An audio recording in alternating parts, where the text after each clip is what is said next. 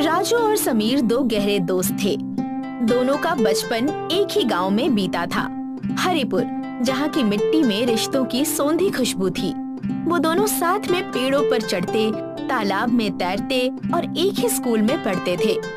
लेकिन समय के साथ समीर के पिता को शहर में नौकरी मिल गई और समीर को परिवार के साथ गांव छोड़कर जाना पड़ा।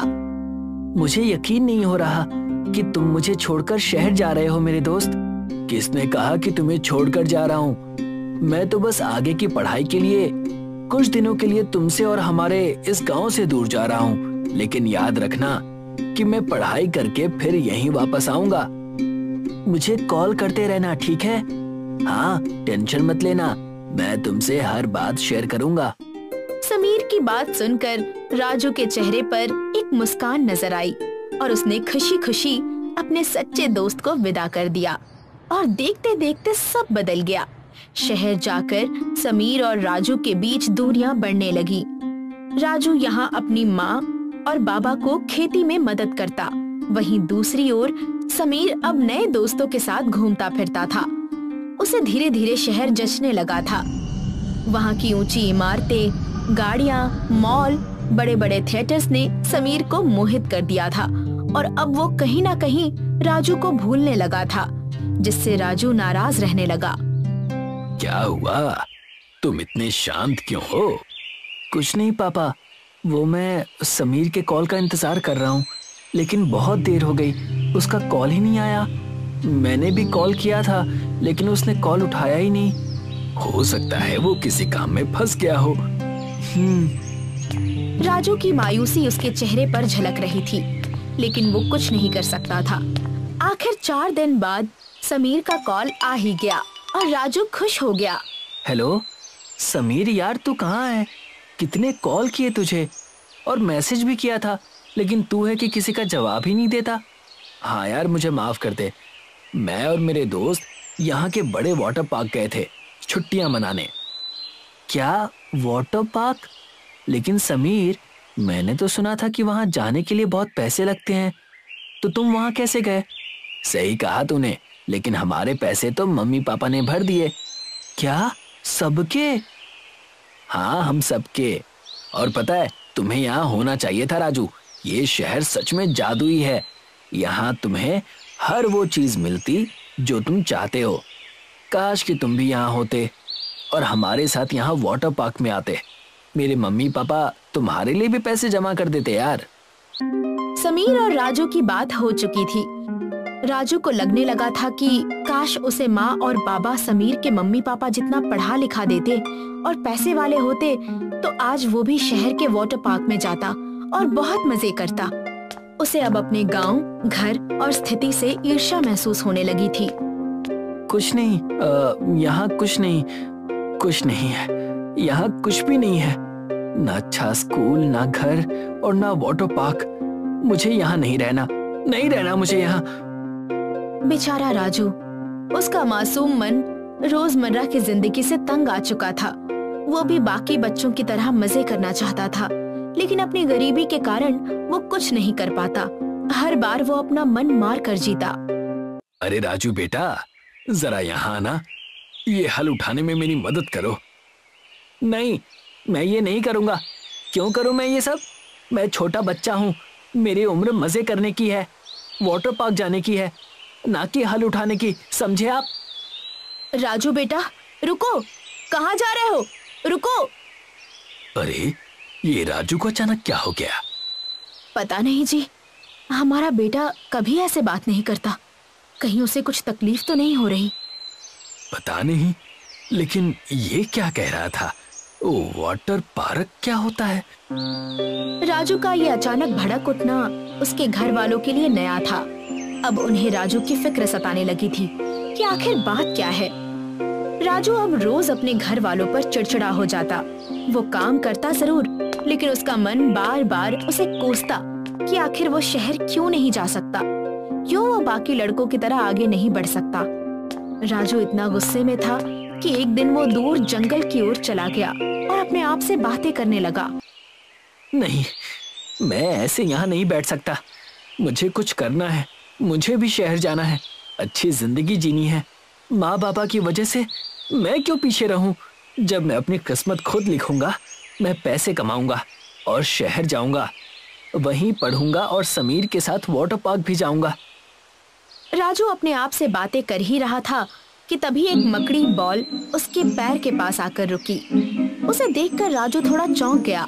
उसने उस बॉल को अपने हाथ में उठा लिया, लेकिन जैसे ही उसने वो बॉल अपने हाथ में ली, उसी पल उसमें से एक इंसान उछलकर बाहर आ गया, जैसे कोई चमत्कार हो गया हो। अरे ये कैसे हो सकता है? तुम कौन हो? मैं एक बहरूपिया हूँ। क्या बहरूपिया? हाँ, मैंने सुना तुम शहर जाना चाहते हो। आपने मेरी छुपकर बातें सुनी? मैंने जो पूछा उसका जवाब दो। क्या तुम शहर जाना चाहते हो? हाँ, मुझे वाटर पार्क जाना है। सुना है वहाँ बहुत मजा आता है। मैं गांव की जिंदगी और खेतों से तंग आ चुका हूँ। अब मुझे शहर जाना है, मजे करने हैं। ठीक है, मैं अभी कुछ करता हूँ। राजू की बात सुनकर बहरूपिया कुछ सोचने लगा। तभी अचानक उसने राजू को पानी से भरी एक बोतल दे दी और कहा, इस पानी को तुम किसी सूखे तालाब में डाल देना और वहीं पर एक इच्छा मांग लेना। फिर देखना तुम्हारी सारी इच्छाएं पूरी हो जाएंगी। बहरूपिया की बात सुनकर राजू अचंभित रह गया। उसे ये सब एक मजाक लग रहा था, लेकिन फिर भी वो बोतल अपने साथ लेकर गांव चला गया। जाते समय उसे बस यही संशय सताए जा रहा था कि क्या वाकई ये जादुई पानी उसकी इच्छा पूरी करेगा। गांव में पहुंचते ही राजू ने गांव के पास वाले तालाब में वो जादुई पानी डाल दिया और अपनी एक इच्छा मांग ली। लेकिन अजीब बात हुई, उस जादुई पानी से कुछ भी नहीं हुआ। राजू और भी निराश हो गया। हाँ, सब झूठे हैं, सब मुझसे झूठ बोलते हैं। राजू गुस्से से घर चला गया और चुपचाप खाना खाकर सो गया। लेकिन उसे पता नहीं था कि आने वाला दिन उसके जीवन को हमेशा के लिए बदल देने वाला है। अगले दिन राजू हड़बड़ी में जाग गया। उसे बच्चों की आवाजें सुनाई दे रही थी। उसने जैसे ही बाहर जाकर देखा, उसकी आंखें हैरानी से फटी की फटी रह गईं। पूरा गांव वाटर पार्क में बदल चुका था। बच्चे उसमें खेल रहे थे, हंस रहे थे और मजे कर रहे थे। ये वाटर पार्क, ये माँ पापा देखिए ना, कितना मजा आ रहा है। राजू को खुश देखकर उसके माँ बाबा भी प्रसन्न हो गए। वे और पूरा गांव सभी बच्चों के साथ मिलकर खेलने लगे। उस दिन जैसे पूरा गांव अपनी सारी परेशानियां भूल गया था। हाय रे, ये तो बहुत ही मजेदार है जी। सही कहा तुमने। सब कुछ ठीक चल रहा था, लेकिन तभी अचानक वाटर पार्क का पानी बढ़ने लगा और धीरे धीरे सारे गांव वाले उसमें डूबने लगे। अरे अरे, ये क्या हो रहा है? मुझे तो तैरना भी नहीं आता। अरे रे, ये सब क्या हो रहा है? अब वो जादुई वाटर पार्क एक भयानक रूप ले चुका था। सारे गांव वाले और बच्चे एक एक करके डूबने लगे। नहीं, ऐसा नहीं हो सकता। माँ, पापा। बेचारा राजू डर के मारे अपनी माँ और अपने बाबा को बचाने की कोशिश करने लगा, लेकिन पानी की बढ़ती गहराई के कारण वो उन्हें बचा नहीं पा रहा था। माँ, माँ, डरो मत, डरो मत। पापा, आप भी मेरा हाथ मत छोड़िएगा। राजू, राजू बेटा, तुम हमें छोड़ दो, खुद को बचा लो, हमें छोड़ दो बेटा। नहीं माँ, आप हार मत मानिए, मैं हूँ ना। नहीं बेटा, पानी बढ़ता जा रहा है, हमारा जीवन अब समाप्त होने वाला है। अब तुम्हारी बारी है, तुम खुद की जान बचा लो। माँ बाबा की ये बात सुनकर राजू की आंखों में आंसू आ गए। चंद पलों की खुशी के लिए उसने ना जाने कितनी बार अपने माँ बाबा को कोसा था, लेकिन अब कोई फायदा नहीं था। राजू ने अपनी आंखों के सामने अपने माँ बाबा को पानी में डूबते हुए देखा। नहीं, ऐसा नहीं हो सकता, नहीं हो सकता। तभी अचानक गांव का सारा पानी गायब हो गया। सारे गांव वाले जमीन पर पड़े थे, राजू के माँ और बाबा भी। राजू को कुछ समझ नहीं आ रहा था। ऐसा लग रहा था जैसे वो पानी पूरे गांव को निगलना चाहता था।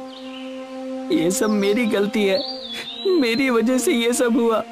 मैंने चंद पलों की खुशी के लिए सब कुछ बर्बाद कर दिया। मुझे उस बहरूपिये की बात सुननी ही नहीं चाहिए थी। हे भगवान, मुझे मेरे माँ पापा लौटा दीजिए, मुझे मेरा गांव लौटा दीजिए। मुझे शहर नहीं जाना, मुझे मेरा गांव ही सबसे प्यारा है। राजू भगवान का नाम लेकर गिड़गिड़ाने लगा। पश्चाताप से वो भीतर तक टूट चुका था। तभी आकाशवाणी हुई। आखिरकार तुम्हें अपनी गलती का एहसास हो ही गया। मेरा काम पूरा हुआ। मतलब कौन है आप? मैं वही हूँ जिसने तुम्हें वो जादुई पानी दिया था। लेकिन आपने मेरे साथ ऐसा क्यों किया? ताकि तुम्हें अपने माँ पापा और गांव की असली कीमत समझ आए। चंद पलों की खुशी के लिए तुम अपनी जिंदगी उजाड़ने चले थे, इसीलिए मैंने ये सब किया। अब मुझे अपनी गलती समझ में आ गई है। अब कृपया मुझे मेरा सब कुछ लौटा दीजिए। राजू की बात सुनकर बहरूपिया समझ गया कि अब राजू सच में बदल चुका है। तभी अचानक आकाश में बिजली चमकने लगी। एक तेज रोशनी चारों ओर फैल गई और एक चमत्कार हुआ। सभी गांव वालों को होश आ गया और सबको जीवन दान मिल गया। माँ, पापा, आप दोनों को कुछ नहीं हुआ, आप ठीक हैं? हाँ मेरे बच्चे। राजू ने खुशी से अपनी माँ और अपने बाबा को गले से लगा लिया।